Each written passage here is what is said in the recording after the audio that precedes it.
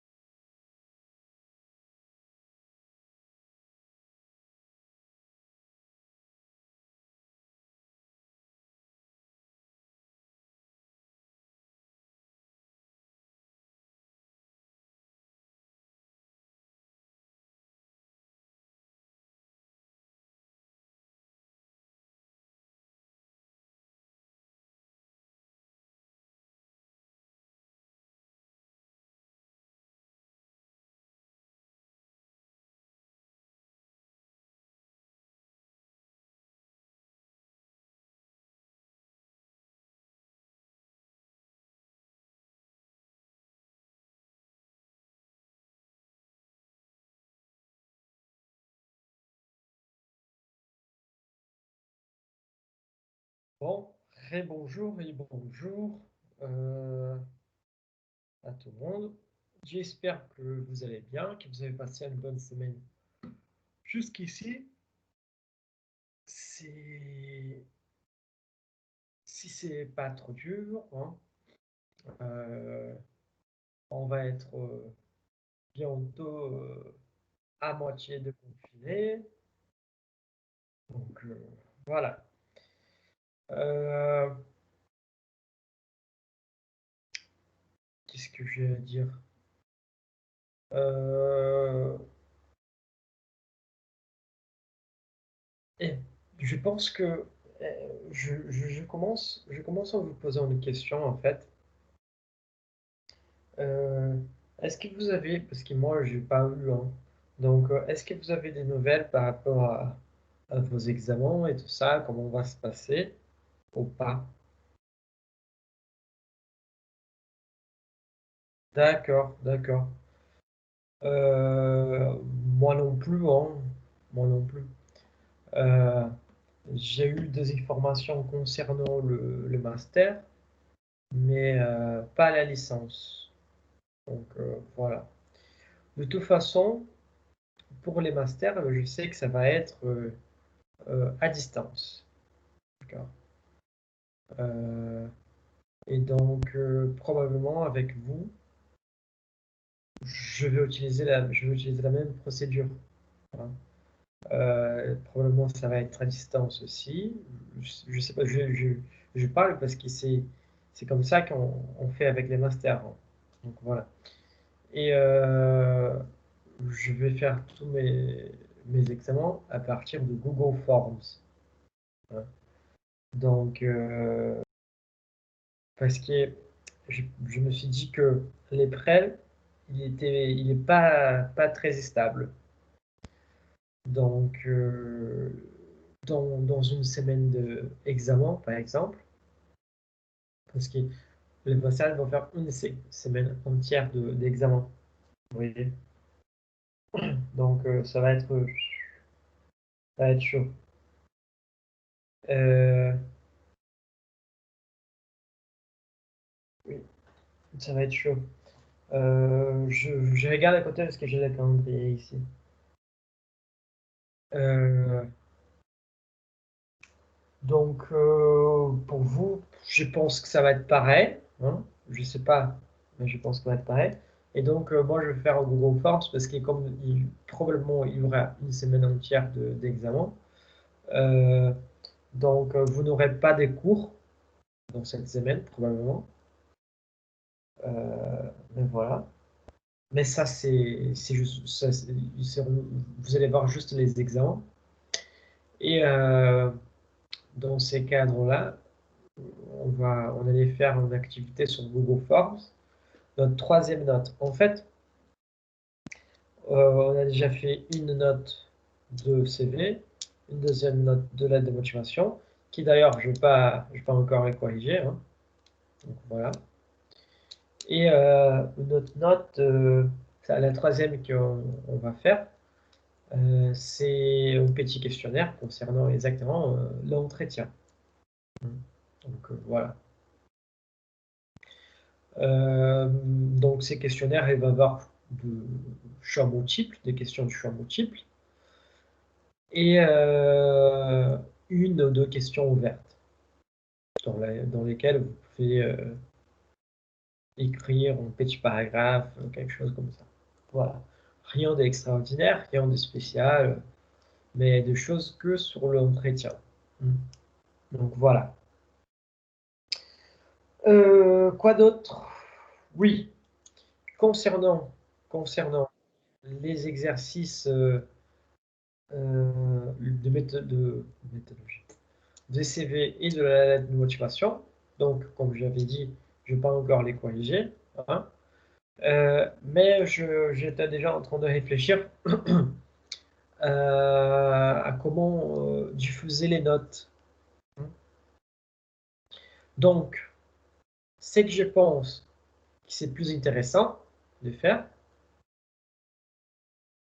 c'est exactement de diffuser le plus intéressant. Parce que c'est plus facile pour moi aussi, hein.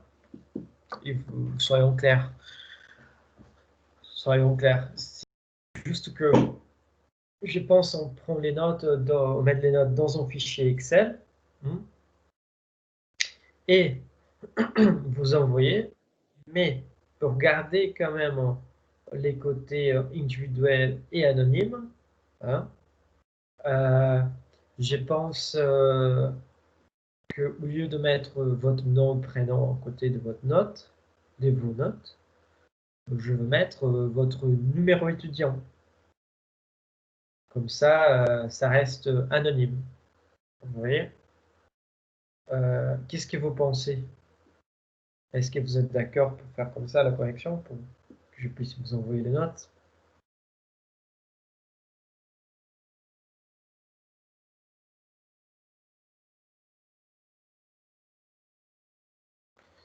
Pardon, oui, j'ai vos numéros. J'ai vos numéros parce que le secrétariat envoie à chaque mois une liste avec vos noms, vos prénoms et vos numéros étudiants.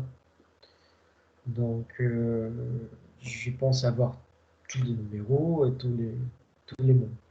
Voilà. Donc, c'est comme ça. Et, euh, et donc, je vais les mettre. L'idée, c'est de faire un fichier Excel, hein, donc une colonne avec vos numéros étudiants, l'autre colonne avec la note de la première activité, de la deuxième, et la troisième, on va encore faire. Voilà. J'espère j'espère réussir à faire toutes les corrections la semaine prochaine, vous voyez. Parce que cette semaine il y a 2 semaines que j'arrête pas, c'est une folie. Donc, j'ai vraiment pas eu le temps. Et je pense que début de l'autre semaine, je vais pouvoir respirer un peu déjà, parce que on a vraiment pas mal, j'ai eu pas mal de choses cette semaine. Donc, début de la semaine prochaine, je peux commencer finalement à attaquer les collections euh, pour pouvoir vous rendre peut-être, hein, je dis peut-être, à la fin de la semaine prochaine. Mais voilà. Mais je pense que c'est meilleur de faire comme ça parce que pour moi, franchement, c'est beaucoup plus pratique. Et pour vous, ça assure l'anonymat. Vous voyez, comme ça, le numéro étudiant, il est personnel. Euh, voilà. C'est plus, j'oserais dire que c'est plus professionnel. Oui, donc voilà. Et si vous êtes d'accord, je suis content. Euh, ça m'aide aussi. Voilà. Donc voilà. Euh, Sinon, est-ce que vous avez des questions, de remarques, quelque chose que vous voulez commenter ou poser une question? Si vous avez, c'est le moment de les faire là.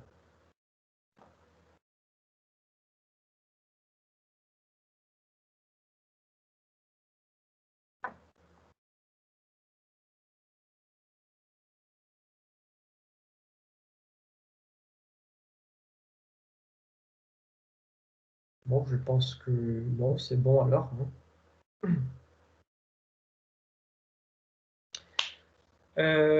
Mais si encore, si vous avez des questions, n'hésitez pas à les poser là. C'est toujours, pour moi, c'est toujours plus facile si vous posez les questions pendant les cours qu'en dehors de cours parce que je peux je peux vous répondre plus vite. Parce que franchement, par mail, des fois je les vois, des fois je les vois pas. J'ai 5 comptes de emails différentes, donc oh là là, c'est pas facile à gérer la vie, hein. Oh là là là là. Et euh, après c'était la vie que je choisis, hein. Bon, je bois un coup de flotte et on commence.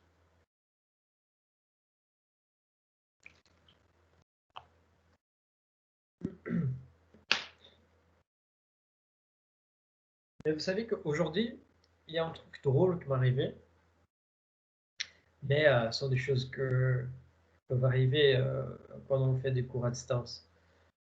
J'étais en train de donner des cours et la sonnette de la maison ici, quelqu'un a sonné la sonnette. Donc, je ne savais pas quoi faire, j'étais un peu perdu. Qu'est-ce que j'ai fait? J'arrête les cours et je vais voir qui est. Voilà, donc c'était drôle. C'était drôle. Moi, j'étais un peu perdu. Donc, j'ai arrêté les cours et je suis parti voir qui c'était. Mais c'était quelqu'un qui s'est trompé d'adresse. Donc, c'est bien. Bon. Euh, les cours. Je vais juste fermer les fichiers là. Et après, voilà.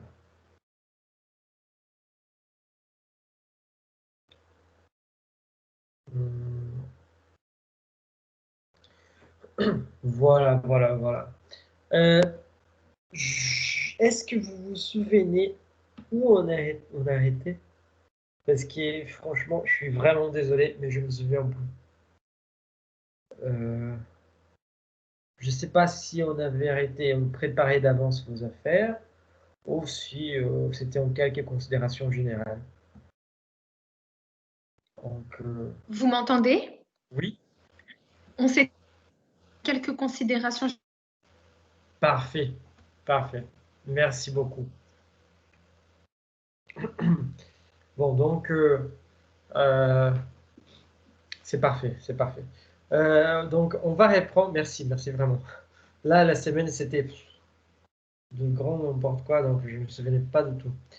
Euh, bon, préparez d'avance vos affaires. Je pense que ça, on n'a rien à reprendre d'ici, parce que franchement, c'est de basique, de basique. Je pense qu'on a bien discuté l'importance de prendre vraiment, de préparer d'avance les affaires. Et je je ne me souviens pas si on a parlé un peu de quelques considérations générales ou si je passais vite fait, mais je pense que je passais vite fait parce qu'on allait travailler aujourd'hui un peu plus avec ça. Ah. Donc, là, on est en train d'arriver à la fin de la première partie de l'entretien, en fait. Parce que ces cours, j'ai prévu ces cours en deux parties concernant l'entretien. C'était une partie où on parlait exclusivement de la préparation hein, pour l'entretien. C'est-à-dire comme nous, en tant que candidat, on peut se préparer. Quels sont les éléments et tout ça. Donc, euh, quelques considérations générales fait partie aussi de cette préparation. Et aussi la deuxième partie qu'on va rentrer après, qui je fais c'est pas un sondage, mais peut-être un prélèvement. On va dire que moi, j'ai récolté quelques questions qui tombent assez souvent lors de l'entretien. Donc, on va voir après que ça va changer la dynamique. Parce qu'autant si on parle ici de ce qu'on fait avant, hein, après, quand on va retomber sur cette deuxième partie qui va parler des questions, on va mieux comprendre pourquoi on doit se préparer. Hein. Donc, on va voir ce que les recruteurs ils cherchent avec chaque question et comment les questions peuvent prendre plusieurs tournures et même pourquoi telle question est posée, qu'est-ce que les recruteurs ils cherchent à savoir. euh, et voilà. On va parler spécifiquement des questions. Ben voilà. Donc, là, on commence alors encore sur la chose de la préparation, mais vous allez voir que c'est une préparation là ça commence à devenir déjà au moment de l'entretien. Hein. Ce qui est quand on parle de quelques considérations générales, on dit que sachez que dès que vous rentrez dans une entreprise, vous êtes en train d'être évalué. Ça, ça, ça, ça joue autant au niveau de l'avant de l'entreprise, pardon, de l'entretien, comme au niveau de pendant l'entretien. Donc voilà. C'est juste pour vous faire, on va dire, vous faire entre guillemets connaissance de ces points-là. Donc, sachez que dès que vous rentrez dans l'entreprise, vous êtes en train d'être évalué. Ça veut dire que tout ce que vous faites sera évalué, sera analysé. Et là, on ne rigole pas parce que c'est vraiment tout. Donc, la façon que vous bougez, si vous êtes assis en train de juste attendre l'horaire de votre rendez-vous, et vous bougez trop les pieds, vous faites trop des mouvements un peu bizarres, voilà, vous êtes toujours en train d'être évalué. Parce que suivant au moment de l'entretien, vous pouvez être sûr que après la fin de la journée, les recruteurs, il va parler avec l'agent d'accueil, il va demander si cette personne-là, elle a eu quelques remarques par rapport à les candidats. De genre, est-ce que vous avez remarqué que tel candidat ou tel candidat s'y portait d'une façon bizarre, ou encore, qu'est-ce que vous avez à dire par rapport à nos candidats d'aujourd'hui? Voilà, ils étaient gentils avec vous. Parce qu'en fait, c'est ça. On a parlé, si je ne me trompe pas, dans notre cours, que même votre façon de parler, de diriger la parole vers les autres, elle va être évaluée. Et surtout, quand on parle de comment on réagit à des questionnements ou encore à des échanges qu'on fait avec des gens qui sont embauchés dans une échelle hiérarchique plus basse que la nôtre. Vous voyez? Donc, ça veut dire que comment vous parlez aux personnes qui font le ménage? Comment vous parlez aux personnes qui vont vous servir les cafés au moment de votre entretien? Comment vous allez parler à l'agent d'accueil? Aux agents d'accueil. Comment vous allez parler aux gardiens? Vous voyez, donc tout ça, ça va être pris en compte, tout ça, ça va être évalué. Vous devez être sûr. Surtout quand on va postuler, on postule pour être cadre, par exemple. Cette histoire de comment on dirige la parole vers la personne qui a servi les cafés, c'est une chose qui est vraiment prise en considération parce que quand on est cadre, on occupe un poste où on doit gérer les autres. Donc, qu'est-ce que ça veut dire? Ça veut dire que peu importe les niveaux hiérarchiques, on doit respecter tout le monde, on doit être gentil avec tout le monde, cordial avec tout le monde, respectueux et poli avec tout le monde. Voilà. Mais encore une fois, si vous êtes trop poli, ça va sembler être un peu faux, vous voyez, de la même façon que si vous n'êtes pas poli, ça va sembler que voilà, vous n'êtes pas fait pour les postes, vous avez les minimums d'éducation, de respect envers les autres. Vous voyez, donc, sont des choses qui peuvent sembler bêtes, mais que dès qu'on rentre dans l'entreprise, vont être évaluées et analysées. Ça va jouer même à la fin au niveau de comment ça va se passer après. Parce que si vous avez, mine de rien, si les recruteurs ils ne remarquent pas ça, les gens qui vous avez parlé vont remarquer. Et mine de rien, vont être vos collègues. Donc, il faut comprendre les entreprises comme une petite communauté. C'est une petite, c'est un village. Hein, c'est un village. Et comme n'importe quel village, tout ce qui se passe avec quelqu'un va être de connaissance de tous les autres. Je ne sais pas si vous avez déjà eu l'expérience d'habiter dans un petit village avec vraiment très peu de gens. Hein. Donc,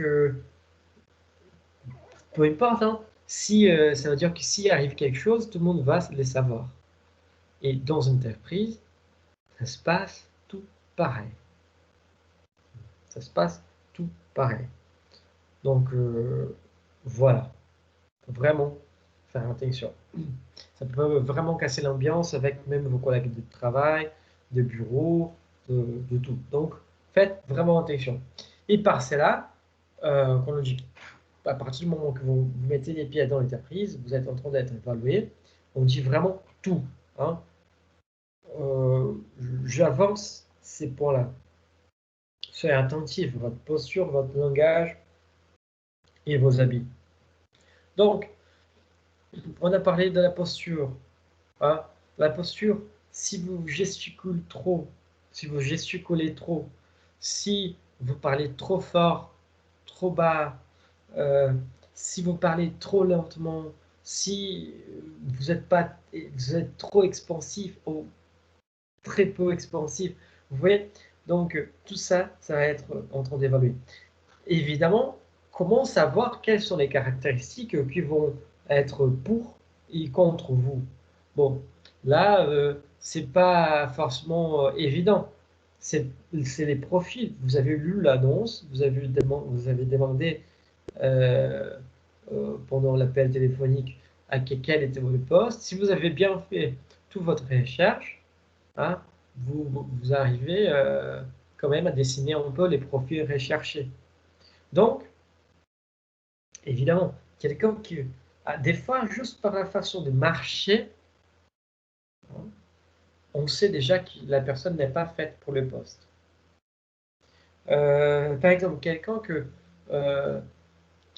mais on va voir que quelqu'un qui parle très lentement, quelqu'un qui marche très lentement, par exemple, c'est pas fait pour un poste où il faut être très réactif, où il faut être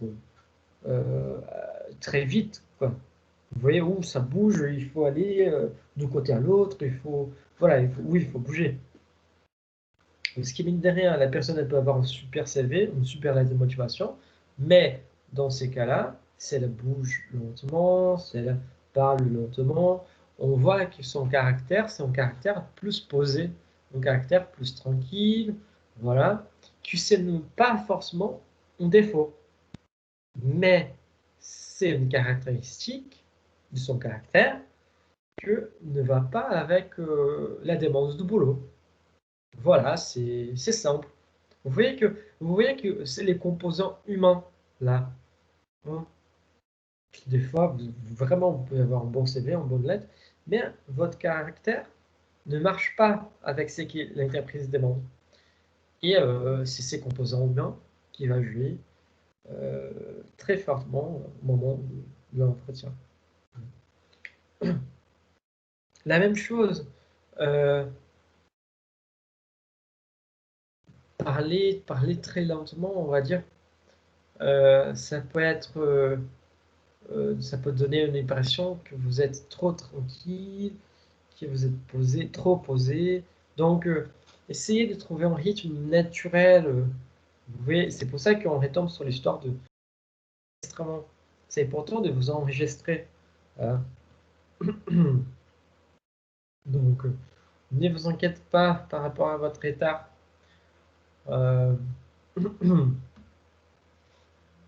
Donc voilà. Je ne sais pas si je vais faire. Je vais essayer de laisser à côté mon portable. Comme ça, je peux suivre les discussions. Je pense que voilà. Bon. On a parlé de gestuelle. Maintenant, les langages. Hein. Quand on parle de langage, c'est tout là. Hein. Soyez attentifs à votre posture, votre langage. On parle de ça maintenant parce que, voilà, dès que vous rentrez dans l'entreprise, vous êtes en train d'être évalué. Hein. Votre langage, encore une fois, il a les langages. La posture, c'est tout ça qu'on a commenté. Mais c'est aussi le langage corporel. Donc, on parle pas que juste du langage verbal, hein, on parle aussi du langage non verbal. Hein. Donc là, posture, rythme, volume, hein, tout ça, il faut faire attention. À la façon qu'on dirige la parole aux autres, ça peut vraiment faire la différence. C'est pour ça que j'insiste là. Hein. Il faut être poli. Il faut être poli avec les autres. Je reçois des mails des élèves que des fois, je n'ai même pas envie de répondre parce qu'ils disent même pas bonjour, ils disent même pas s'il vous plaît. Hein. Voilà, donc c'est compliqué. C'est vraiment compliqué quand c'est comme ça. Ça donne pas envie de bosser. Donc j'espère que au moment que vous écrivez un mail professionnel, vous n'allez pas faire de la même façon. Mais c'est ça, en fait, j'ai deux groupes d'élèves.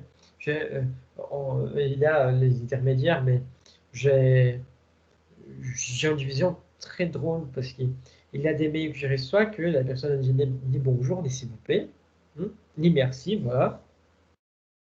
Il y a l'autre groupe qui est très, très, très poli, voire trop. Donc là, ça pose un problème aussi, parce que ça semble un peu faux.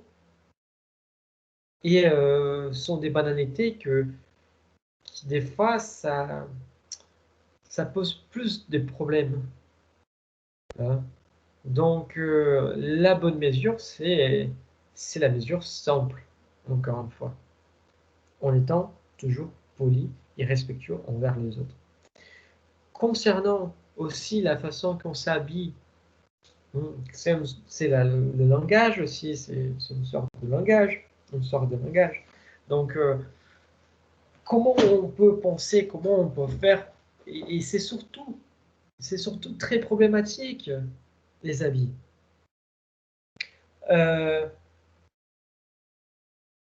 Si moi, pendant mon premier cours, moi, j'aimerais avoir fait cette expérience avec vous. Mais 6 mois, pendant mon premier cours que j'ai eu avec vous, j'étais venu en Bermuda et en tong. Hein. Qu'est-ce qui vous pensez de ça? Hein. Je pense que il a les discours du politiquement correct, on va dire comme ça, qui va dire non, on n'allait rien penser. Hein. Mais c'est faux. On allait tirer quelque chose là-dessus. Hein. Vous allez pas me croire. Vous allez questionner quand même ma capacité d'être enseignant. Si j'arrive en Bermuda et en tong pour vous donner des cours, vous dites ben, c'est quoi ces mecs-là? Vous voyez, c'est l'importance de bien s'habiller, mais de s'habiller correctement, c'est énorme parce qu'elle va, au-delà de construire votre image, Elle peut renforcer vos points forts ou même affaiblir vos points forts. Mhm. Donc, c'est très important. Et du coup, la question qui se pose, d'accord, tout ça, pour arriver où? Donc, si on parle d'habits, de s'habiller pour l'entretien, comment dois-je m'habiller pour l'entretien alors? Euh,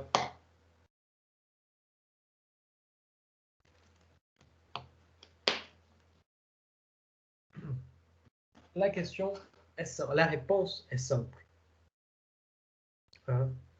Euh, je vais répondre tout court, de façon traditionnelle. Mais c'est quoi une façon traditionnelle? Hein? Écoutez, écoutez.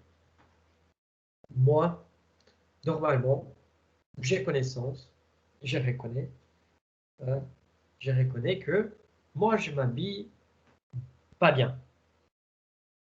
Parce que je n'aime pas mal de choses. En plus, je suis petit, je suis un peu carré, pour ne pas dire un peu gros. Donc voilà, c'est trop difficile de trouver de bons habits qui me va bien, qui me vont bien. Donc voilà, c'est trop difficile. Donc, c'est quoi bien dans tous ces contextes-là? C'est quoi bien s'habiller par rapport à s'habiller de façon traditionnelle? Hein. Il faut comprendre que si on prend un modèle, je sais pas, euh, mannequin, hein, si on prend un mannequin, homme, femme, peu importe, hein, cette personne, elle va bien s'habiller, normal. Mais cette personne peut bien s'habiller en utilisant une casquette, des lunettes de soleil, hein, voilà, en jean, en short, en bermuda, voilà. Et en utilisant une casquette, une lunette de soleil, une bermuda, on peut dire que cette personne est bien habillée, avec ses baskets, voilà. Vous voyez? Mais être bien habillé, c'est différent de s'habiller de façon traditionnelle. S'habiller de façon traditionnelle, ça veut dire que même que vous ne savez pas vous habiller, mon cas par exemple, si on choisit toujours la voie de traditionnelle pour s'habiller au moment de l'entretien, je vais écouter bien. Je ne dis pas tout le temps, je dis au moment de l'entretien. Hein. Donc, parce que c'est là qu'il faut vendre notre image. Encore pendant la première semaine, la deuxième semaine, voilà, vous voyez. Après, vous les petits en petit euh, votre style vous-même. Hein. Donc voilà. Euh, mais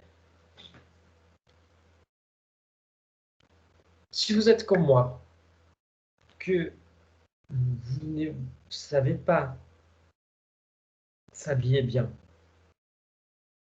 et que vous ne savez pas exactement qu'est-ce que c'est un style traditionnel, voilà. Les traditionnels, il va être vraiment un outil de travail. Parce qu'il est traditionnel, il est traditionnel pour une raison. Hein, parce qu'il ne change pas.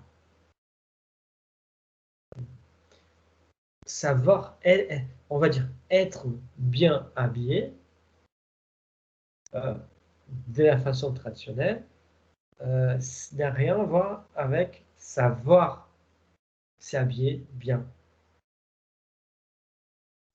Parce que vous pouvez voir une jean, une basket qui fait à la fois habillé.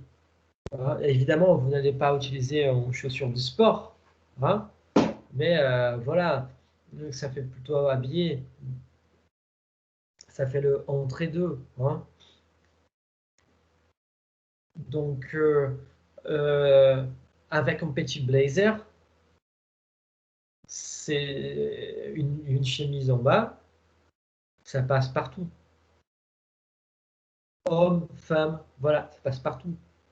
Ça fait traditionnel, classique, et en même temps que ça fait habillé, vous voyez, c'est traditionnel. Du coup, c'est les choses, les habits qu'on dit traditionnels, c'est vraiment des habits qui ça passe partout. Et pourquoi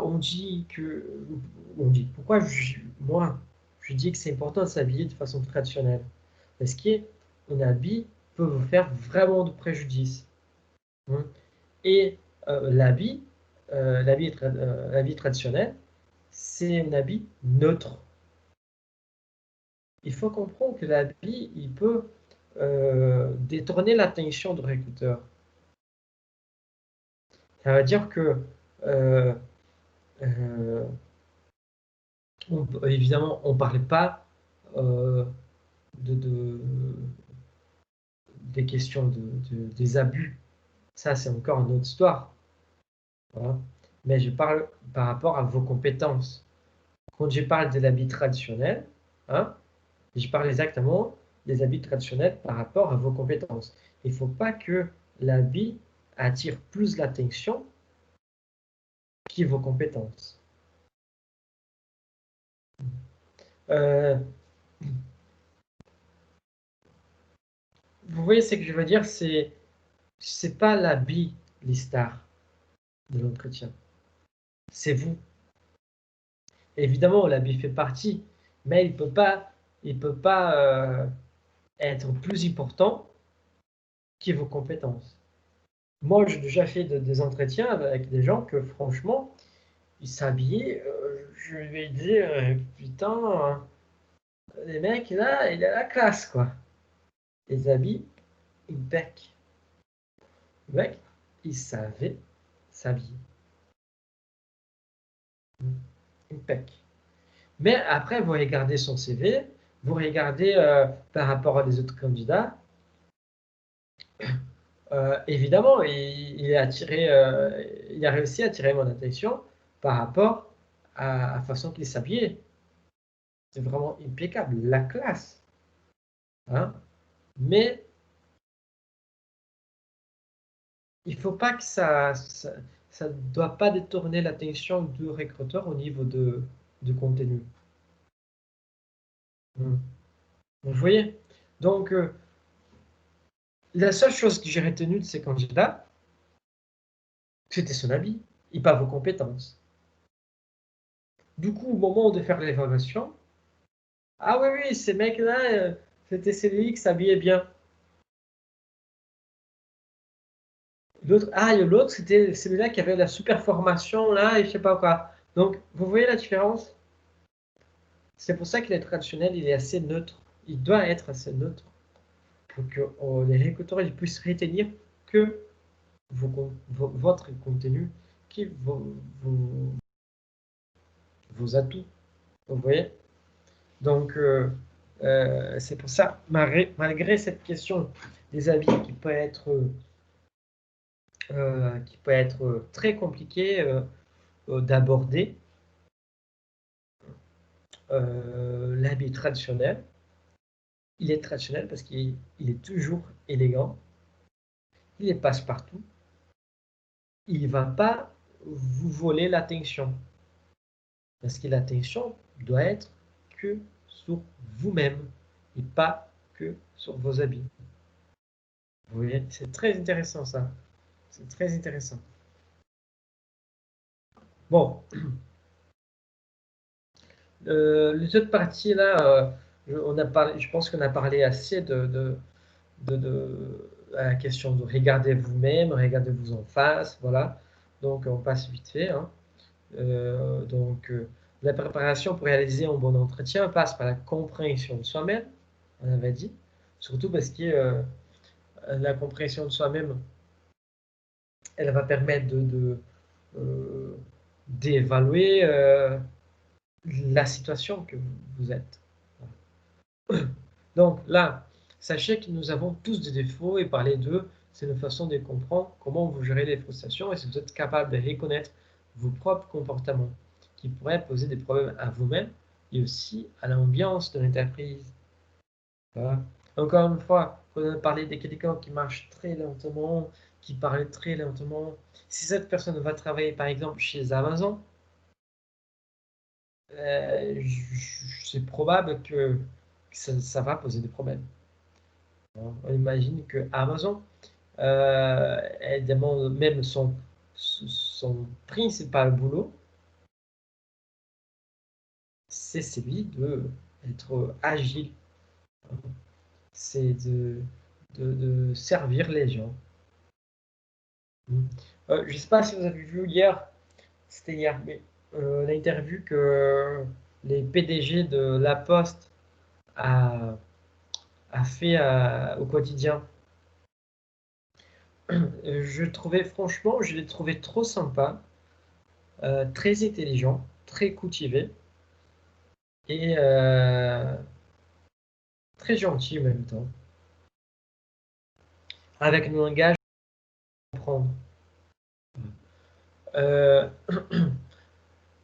et il disait, c'est ça que je trouve intéressant, que l'Amazon, c'était aussi leur concurrent et leurs clients.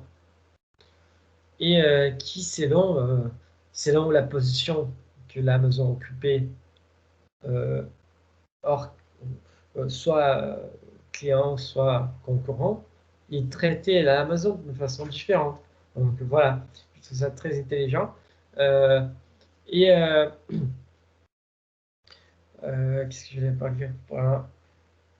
Oui, et il a dit une chose très importante que, en fait, les principaux services de la poste n'étaient pas de rendre les courriers, les courriers, mais si de servir les gens.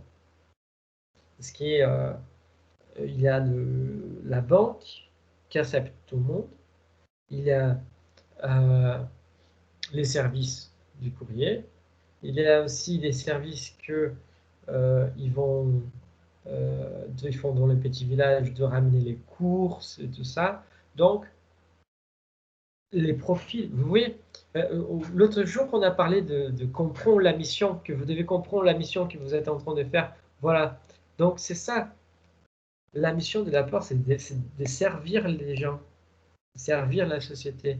Donc, est-ce que mon caractère, vous voyez, est-ce que mon caractère, il va avec cette notion d'entreprise? Et en fait, par là, c'est que je veux dire, c'est que des fois, vous pouvez avoir un super CV, une super lettre de motivation, mais que en fonction de votre caractère, vous n'allez pas être pris pour les postes. Ça, c'est pas votre faute. Hein. Et des fois, et c'est ça, en fait, c'est ça il faut comprendre, que des fois, vous n'allez pas être pris, mais c'est pas parce que vous n'êtes pas capable, mais juste parce que vous n'avez pas les profils, euh, pas les profils professionnels de la formation, mais les profils de caractère. Hein.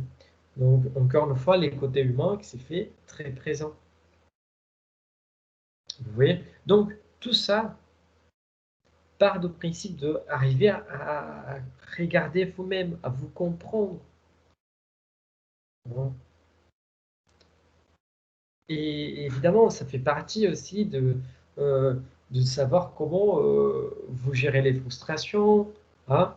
Il y a aussi, il y a aussi même de comprendre que des fois, vous avez montré des caractères qui, ça pourrait être pour vous comme un avantage, mais pour les autres, un défaut. Un exemple, c'est par exemple, si moi je suis une personne très tranquille, quels sont la question, on revient aux questions, hein. Quels sont vos trois points forts, vos trois points faibles, voilà. Et du coup, la personne elle répond que entre le point fort, elle est une personne très calme, très tranquille, qui ne prend pas la tête avec des situations. En gros, elle va dire, oh non, vous savez, moi je suis une personne très calme, très tranquille, je prends pas la tête. Voilà.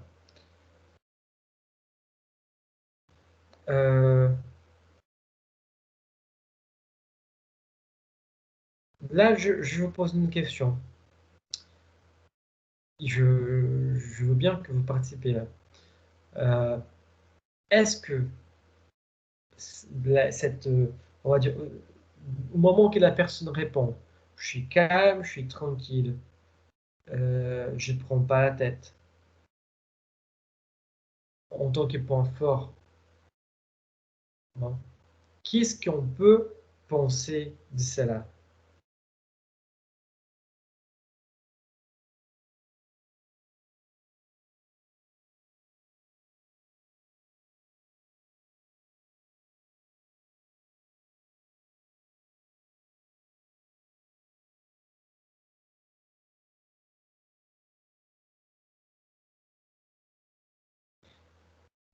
Mettez-vous à la place de recruteur là. Hein. Si la personne répond donc ça, je suis une personne très tranquille, très calme, je ne prends pas la tête. Qu'est-ce que vous, en tant que recruteur, vous pouvez penser?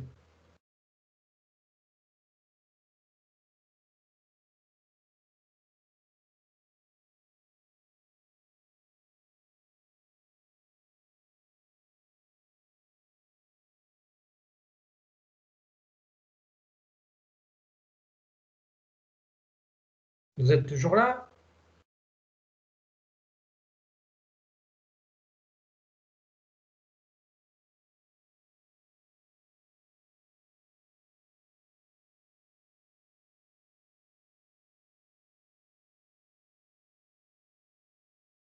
Il y a quelqu'un? Oui, oui, il y a quelqu'un, voilà.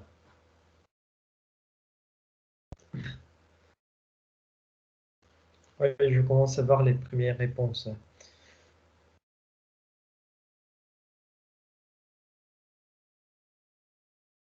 Hmm. Peut-être qu'elle a poussé un certain esprit d'analyse. Personne soignée et appliquée, concentrée dans son travail.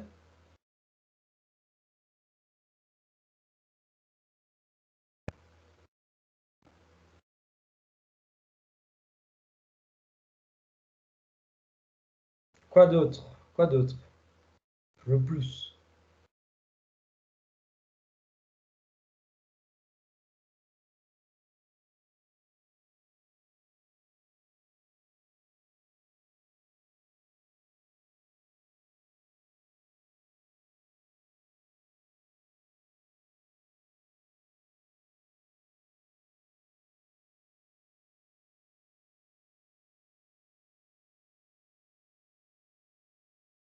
On n'y a plus.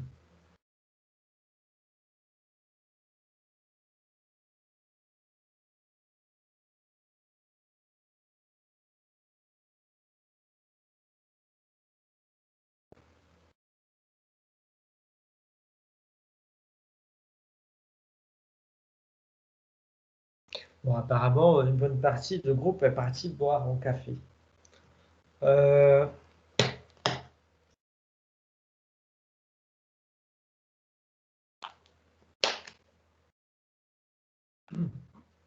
Évidemment, je suis tout à fait d'accord avec ce qui a été dit, hein, que si la personne a dit qui est au niveau de ses points forts, c'est une personne tranquille, calme, hein, euh, ça laisse, euh, ça nous donne l'impression en fait que c'est pardon, je vais changer. Au premier moment, que c'est une personne qui possède exactement un esprit d'analyse, personne souriée, appliquée et concentrée sur son travail.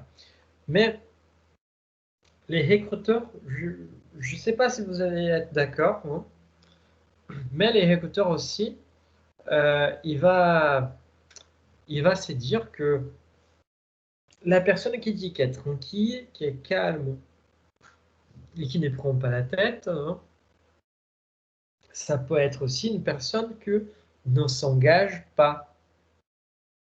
Vous voyez que il n'y a pas l'engagement vers l'entreprise, envers le sujet. C'est un peu la personne qui s'en fout. Vous voyez que veut juste faire son travail, finir et partir à la maison. Donc, on est d'accord qu'une personne tranquille et calme, elle peut aussi être comprise comme ça, hein, comme quelqu'un qui vraiment ne prend pas la tête, que s'en fout un peu de tout, qui veut juste faire son machin tranquille, et voilà. Hein. Mais une chose n'en valide pas l'autre. Ça veut dire que par tranquille, calme et qui ne prend pas la tête, ça veut dire aussi qu'elle peut avoir un esprit d'analyse, qu'elle peut être soignée, appliquée, concentrée de son travail, mais ça peut dire aussi que c'est une personne que ne prend vraiment pas la tête, qui ne s'engage pas aux choses. Voilà. Donc, qu'ici, au bout d'un moment où il faut travailler une demi-heure de plus dans la journée pour arriver au bout, encore que ce soit 15 minutes en plus, la personne va se dire non, non, je ne vais pas prendre la tête avec ça, je me casse. Voilà, vous voyez, donc c'est pour ça que il faut vraiment avoir cette connaissance de soi-même, hein, cette compréhension de soi-même, pour éviter de cacher un défaut sur un point fort et pour que vous puissiez quand même articuler la phrase d'une façon qui va être claire pour les recruteurs aussi. Hein. Quand vous dites que vous êtes tranquille, c'est pas que vous êtes tranquille parce que on n'a rien à voir avec les blues des autres. Ouais, moi, je veux juste faire mon boulot et tout ça. Non, on dit qu'on est tranquille, on est calme.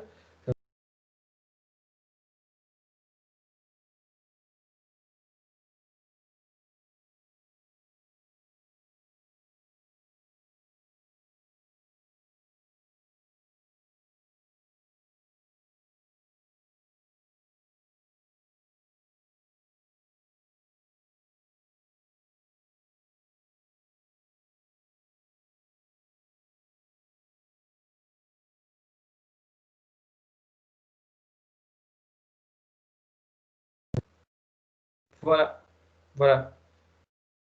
Merci. Mon micro a été coupé. Merci de m'avoir signalé.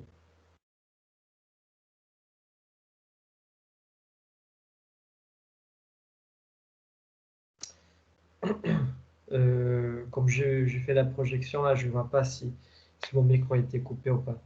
Donc,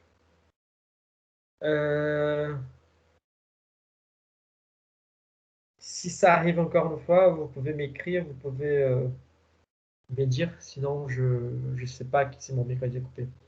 Donc, ce que je veux dire, c'est que c'est exactement ça. Comment avoir connaissance de soi et comment ça peut impacter l'ambiance de l'entreprise, ça passe aussi par comment c'est que je veux dire au moment de l'entretien peut être interprété, analysé. On ne peut pas laisser une marge à la mauvaise interprétation de ce qu'on dit. Donc, si on dit que non, l'un de mes points forts, c'est la tranquillité. Par contre, par tranquillité, je ne veux pas dire que je m'en fous des choses, que je ne suis pas engagé. C'est juste la tranquillité parce que moi, je veux bien de faire les choses comme ça, comme ça. Encore, j'aime bien prendre du recul pour regarder les choses, pour pouvoir analyser. Euh, plus efficacement. Vous voyez. Donc, c'est vraiment là, on va associer la tranquillité avec les profils analytiques.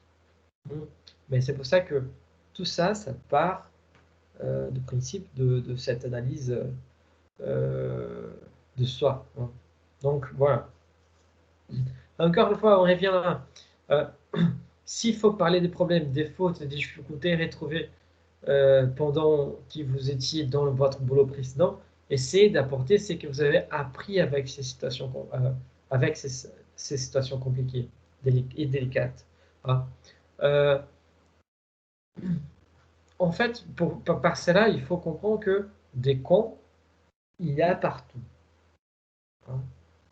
Peu importe votre poste, peu importe votre niveau, vous allez trouver des cons partout. Mais qu'est-ce que cette personne, qu'est-ce que c'est? En fait, pour être clair, qu'est-ce que je peux apprendre avec ces connards? Vous voyez? Est-ce que vous avez déjà pensé que, que vous êtes les connards de quelqu'un?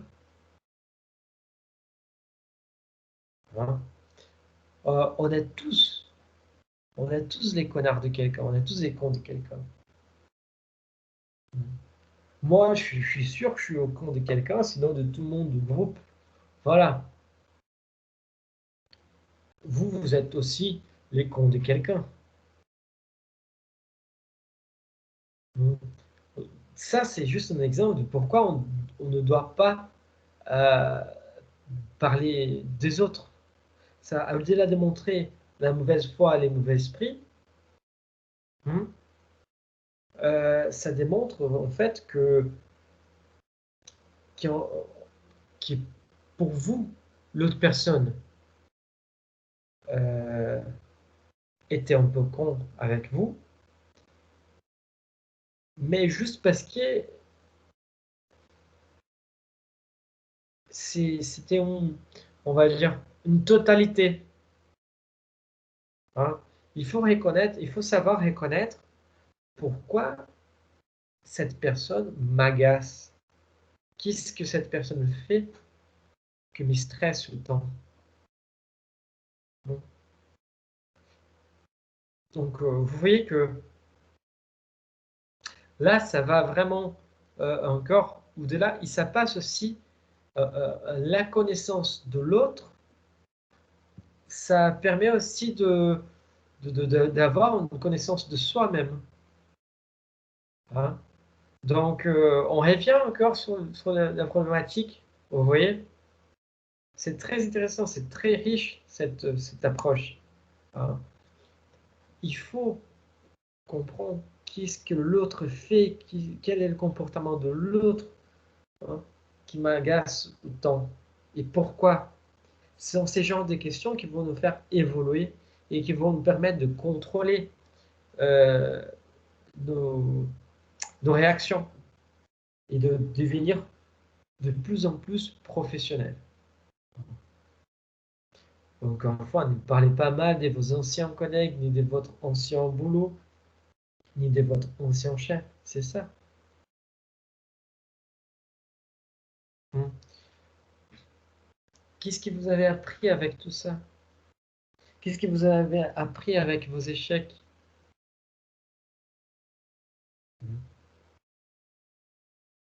Voilà, c'est ça. S'il faut parler des défauts, il faut peser tout ça. Ce qui nous manque aujourd'hui, notre société, elle est malade parce qu'on ne réfléchit plus à la vie. Parce qu'on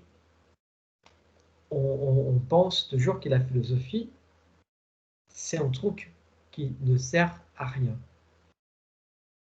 Mais on ne se rend pas compte que la philosophie, c'est l'interrogation de la vie quotidienne. C'est l'interrogation des actes et des décisions qu'on prend tous les jours. Si on commençait à s'interroger sur ce qu'on fait, on allait commencer à voir autant qu'on est des gogoles, quoi. C'est pour ça qu'il faut vraiment, les professeurs de philo au lycée, au collège, tout ça, les gens les prennent par des cons, par de fous, voilà. Mais en vrai, ce sont des gens qui ont la capacité de questionner ses propres actions. C'est ça qui nous manque aujourd'hui. C'est ça qui nous manque aujourd'hui. C'est pas, c'est pas les jugements des valeurs, mais c'est les questionnements. Par exemple, je sais pas hein, si beaucoup d'entre vous utilisent les TikTok. Hein. Euh, les TikTok, c'est une plateforme en fait très intéressante pour voir qu'est-ce qu'on fait avec les TikTok. Pourquoi on l'utilise?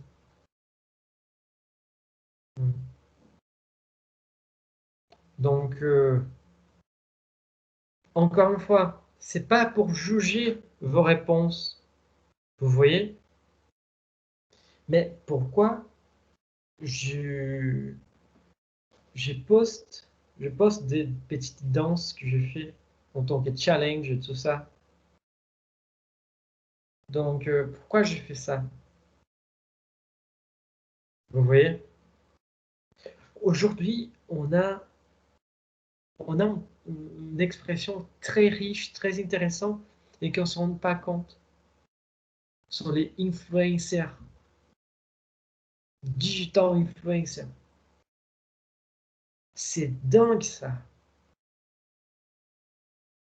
Les noms, il est clair. C'est une personne qui va influencer les autres.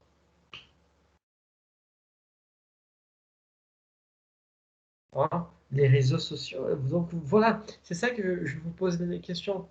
Pourquoi on utilise certains réseaux sociaux? Hein? Encore une fois, c'est pas une histoire de juger, mais c'est qu'on doit se poser la question. Posez la question à vous-même. Si c'est, vous allez peut-être trouver des réponses intéressantes, genre ah non, ça m'amuse, ça permet de passer le temps. Ah non, les contenus que je poste, pourquoi je les poste? Ah, parce que voilà, je fais telle chose, je fais telle chose. Moi, j'aime bien danser, ça met des temps. Vous voyez, vous allez trouver quelques réponses qui sont intéressantes. Ce sont des réponses qui n'ont pas de jugement là-dedans, mais que ça va permettre de vous connaître. Voilà. Il dit vous acceptez, et en plus de vous accepter, acceptez que peut-être l'autre peut avoir une réponse différente.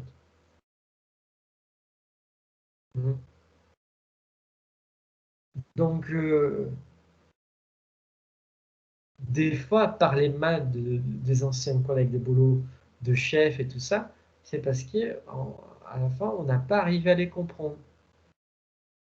On n'avait pas arrivé à les comprendre. Vous voyez, c'est très. Ce qui nous manque aujourd'hui, c'est de la philosophie. Et c'est ça. Si on fait cet exercice de philosophie un peu dans notre vie, on va trouver ce qu'on aime, ce qu'on n'aime pas, chez nous et chez les autres. Et c'est là qu'on retombe sur le dernier point. Faites-vous aussi votre évaluation de l'entreprise. Par contre, si moi, je n'ai pas de point de repère, comment je peux, si je ne me pose pas de ces genres de questions, comment je peux décider si l'entreprise auquel je veux travailler, c'est bien pour moi? Des fois, on tombe malade dans une entreprise juste parce que l'ambiance est pourrie. Moi, je disais, en fait, être enseignant, c'est vraiment un avantage dans ce sens. Parce que des fois l'équipe te fait chier, mais tu as des super élèves. Donc, ça fait un équilibre. D'autres fois, tes élèves sont pourris, mais l'équipe est géniale. Donc, ça fait l'équilibre. Hein. Quand les dos sont géniales, c'est encore meilleur. Mais voilà. Donc, c'est plus difficile aussi. Mais voilà. Donc, vous voyez, en fait, faites-vous aussi votre évaluation des entreprises. Est-ce que je vais être à l'aise de travailler dans une entreprise que j'étais reçu un peu mal, que les gens ne me disaient même pas bonjour? Vous voyez? Ou encore, là, je parle évidemment, je ne parlais pas de nécessité là. Je ne parlais pas de. Je suis tout à fait d'accord, je suis tout à fait. Je comprends tout à fait que des fois, on se soumet à des situations très compliquées. Parce qu'on a besoin.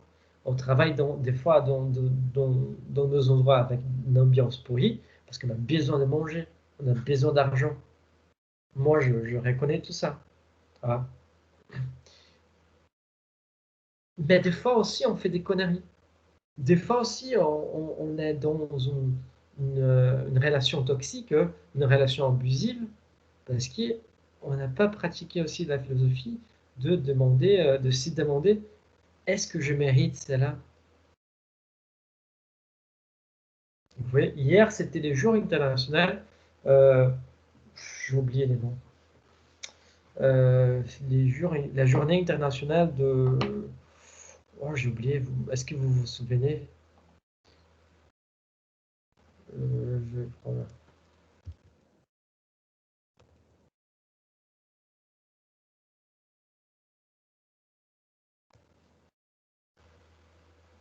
C'est la journée internationale de l'élimination de la violence à l'égard des femmes. Donc, toute cette question, ah, elle touche là-dessus des questions de la société. Vous voyez? Donc, si nous, on pourrait se questionner un peu plus sur notre entreprise, sur nos actions de quotidien et tout ça, sûrement, on allait, on allait être bien placé pour pouvoir décider ce qu'on veut, ce qu'on ne veut pas. C'est que je mérite, c'est que je ne mérite pas. Voilà. Et donc, cette position philosophique, c'est pas une philosophie banale, mais c'est une philosophie de vie, vraiment, de questionner les choses. Comment on fait et on doit faire l'évaluation régulière de notre couple, on doit aussi faire une évaluation régulière de l'entreprise où on bosse.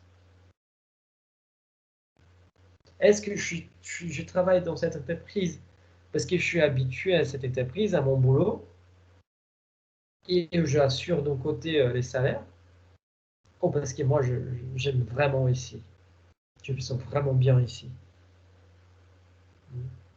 Je trouve une vraie mission. La même chose dans, dans une relation amoureuse. Hein. Est-ce que je suis avec cette personne parce que je l'aime vraiment, ou parce que je suis juste habitué à cette personne? Vous voyez, ce sont des questions lourdes ben, que ça passe aussi par la connaissance de soi et aussi par la connaissance d'autres, de l'autre. Hein. Est-ce que je veux être à l'aise à travailler dans une entreprise que je sais que son produit peut tuer une autre personne? Là, c'est à vous de décider. Si vous allez être à l'aise, allez-y, bon travail, voilà. Et sans jugement, parce que je comprends tout à fait qu'on a besoin de manger, on a besoin de salaire, on a besoin d'évoluer, de se développer, voilà. On a besoin de tout ça. Hmm. Mais j'ai aussi déjà vu des gens tomber malades et se suicider en fonction de l'ambiance de l'entreprise. Donc, c'est pour ça que c'est très important de parler de ça. Bon, et alors, êtes-vous prêt maintenant, c'est l'heure de mieux comprendre les questions que les recruteurs peuvent vous poser.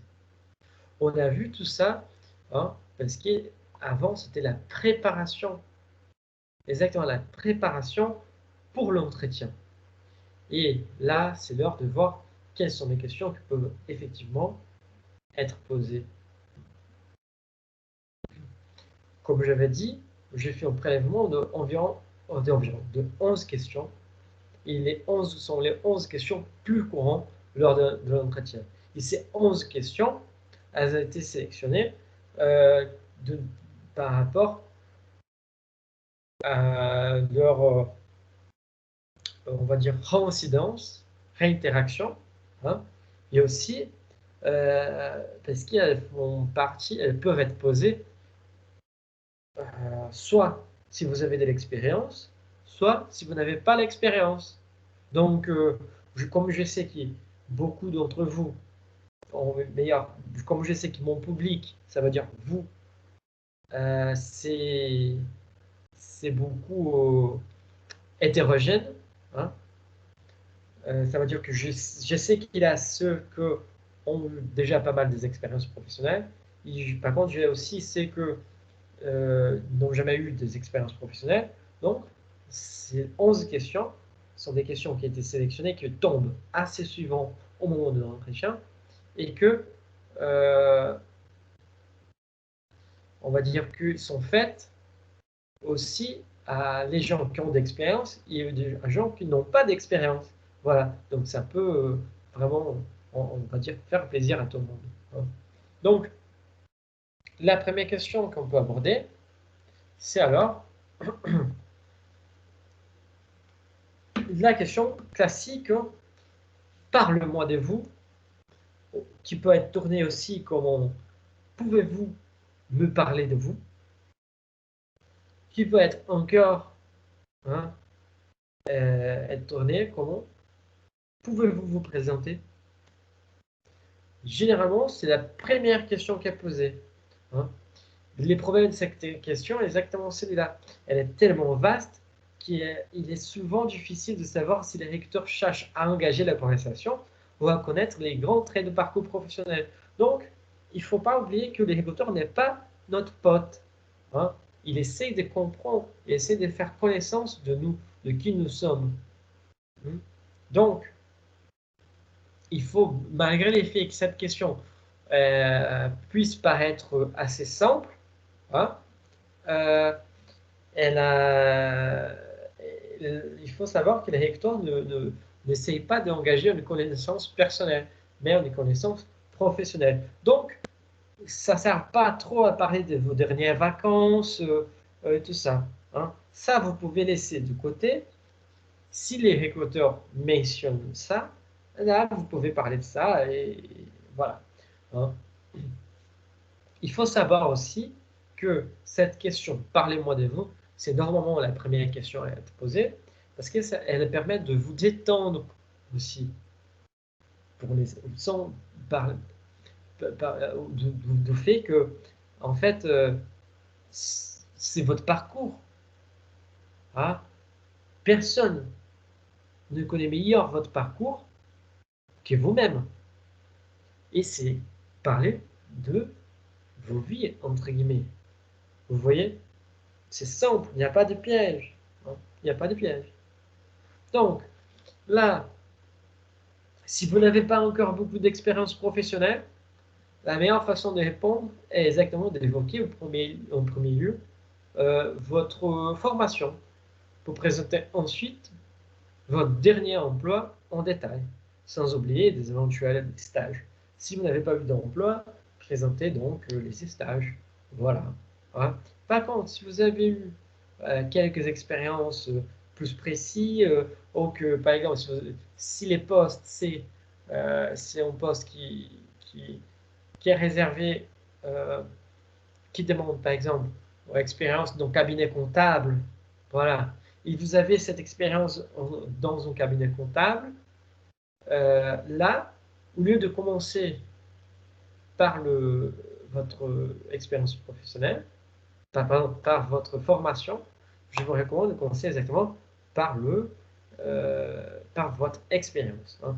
Donc, si vous êtes expérimenté, les recruteurs s'attendent à une présentation plus simple et résumée des principaux postes occupés en insistant seulement sur les expériences les plus importantes en fonction du type de poste auquel vous avez postulé. Vous voyez? Parce que vous allez voir, au bout d'un moment, vous allez avoir fait tellement des expériences dans votre vie vous allez devoir choisir sur quelle vous allez parler. Quelle va vous servir pour pouvoir mieux vendre votre image et encore pour mieux construire votre image. Ah. Donc voilà, parlez-moi encore une fois, parlez-moi de vous. Normalement, première question posée, est-ce qu'il veut faire connaissance de vous? Mais ce n'est pas de vous personnel, c'est de vous professionnel. N'oubliez pas ça. Donc, il n'est pas intéressé si vous allez 5 fois par semaine à la salle de sport, il s'en fout quoi. Hein? Il ne va pas faire les abdos avec vous pendant votre boulot. Donc voilà. C'est aussi une question qui sert à casser la croûte. Casser la croûte, non. À vous détendre. Voilà, c'est ça. Voilà. Mais qu'est-ce que les recruteurs ils cherchent exactement avec cette question? Voilà. Votre interlocuteur, donc, attend en général une présentation succincte et chronologique. Voilà, briser la glace aussi. Manel, merci beaucoup. Briser la glace, voilà. Votre interlocuteur attend en général une présentation succincte et chronologique de votre parcours professionnel. Voilà. Il ne veut pas, encore une fois, savoir qu'est-ce que vous avez fait pendant vos dernières vacances. Voilà. Il s'agit pour lui de valider les informations mentionnées sur votre CV. Donc, oui, j'ai suivi tel parcours, parce que, mine de rien, il y a des gens qui mentent tellement au moment de la confection de leur CV qu'ils n'arrivent plus à répéter ce qu'ils ont écrit dans le CV. Donc, figurez-vous que ça arrive. Donc, il s'agit aussi d'évaluer comment la personne structure son parcours. Là, le deuxième point d'analyse, c'est est-ce que la personne est capable de enchaîner des phrases, de construire des phrases, de développer des idées. Hein? La même chose pour la lettre de motivation, c'est pareil. Une lettre demandée pour évaluer les compétences linguistiques, mais aussi la capacité d'enchaîner les idées, de voir si la personne arrive à parler correctement. Hein? Et rien de plus simple pour évaluer ça, à partir d'un sujet que la personne elle la maîtrise. Votre parcours professionnel, vous maîtrisez quand même. Donc, c'est juste parler. Hein? Si vous n'arrivez pas à structurer des phrases, ou si vous n'êtes pas très clair dans votre propos, dans vos propos, ça veut dire que ça peut poser un problème. Encore une fois, la communication, très importante. Cela permet également d'en savoir déjà plus sur la personnalité du candidat. Si la personne est un peu bavard, un peu réservée, hein, ils sont état du moment. Encore une fois, parler de vous-même, c'est la chose plus simple qu'il y a au monde. Personne ne connaît meilleur votre parcours que vous-même. Donc, des fois, on va un peu au-delà, on dit « Oh non, mais on s'exprime trop, voilà. » Et ça va apporter un profit du genre que si la personne parle trop, avec qui elle va bosser, si c'est une personne qui parle trop aussi, ça peut être à la fois bien et à la fois problématique. Bien, parce que les deux vont bien s'entendre. Voilà. Mais problématique, parce que s'il parle trop, ça veut dire que au niveau de boulot, hein, on va dire, efficience, ça peut être ça peut être affecté. Vous voyez. En plus, des fois, la personne, on reconnaît, hein, on reconnaît, je mets à côté ici pour pouvoir avoir vos commentaires, on reconnaît quand quelqu'un est très stressé, parce que des fois, la personne, elle tremble, sa voix tremble. Je ne sais pas si vous avez déjà écouté ça, hein, ou si vous avez déjà vécu ça. Vous êtes vraiment très stressé, la personne tremble entière, et la voix, même si la personne arrive à tenir les coups de corps, hein, euh, la voix, elle tremble. Donc, ça permet de détecter. Et en fait, c'est que les recruteurs, ils veulent. En fait, si vous êtes stressé, c'est un problème pour les recruteurs. Parce que là, il veut faire connaissance de vous. Il ne veut pas une autre chose. Il veut savoir qui est cette personne devant moi. Voilà. Et évidemment, quelques caractéristiques personnelles, plus les caractéristiques professionnelles. Vous voyez? Donc, qui êtes-vous qui est devant moi? Parlez-moi de vous. Évidemment, si euh, il remarque que euh, votre, votre état du moment, c'est un peu trop stressé, il va essayer de enchaîner des questions plutôt pour vous détendre. Hein. Du genre, qu'est-ce que vous avez fait pendant vos dernières vacances? Il faut pas oublier que c'est pas nous, c'est pas nous qui conduisons l'entretien, c'est les recruteurs. Donc, si lui, il remarque que vous êtes trop stressé, il peut demander des informations de votre vie personnelle pour que vous, pour briser la glace, comme Manel a dit, hein, ou pour encore vous rendre plus détendu, pour vous calmer, tout ça. Donc, c'est ça, un automne Brunet peut signifier un fort état de stress. Encore une fois, c'est les recruteurs qui posent les questions. C'est lui qui conduit.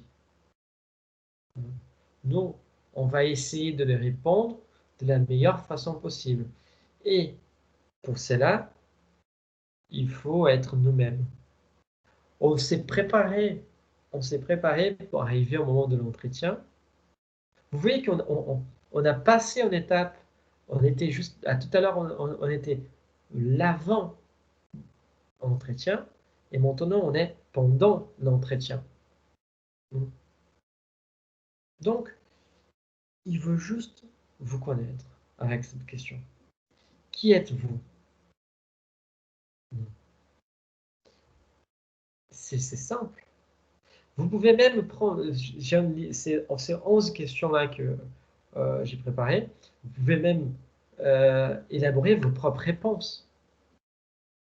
Ce sont des questions que tombent assez souvent. Qui êtes-vous? Présente, je vais votre profil. Qui vous êtes? Voilà. Bon.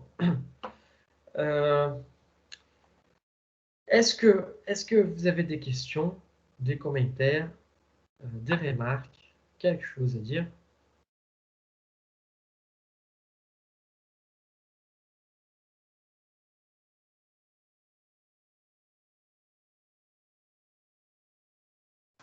Non, c'est bon.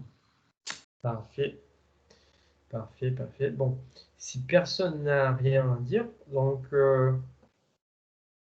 j'ai dit qu'en fait, nous, on continue les prochains cours avec plusieurs questions, les 10 questions qui restent, voilà, pour finir l'entretien. Voilà. Et sinon, je vous remercie d'être venu, d'être là, d'avoir resté à la fin. Voilà. Et je vous souhaite donc bonne soirée, un bon week-end, bon fin de semaine aussi, et que vous soyez sages. Merci beaucoup. Au revoir. Au revoir. Au revoir. Au revoir.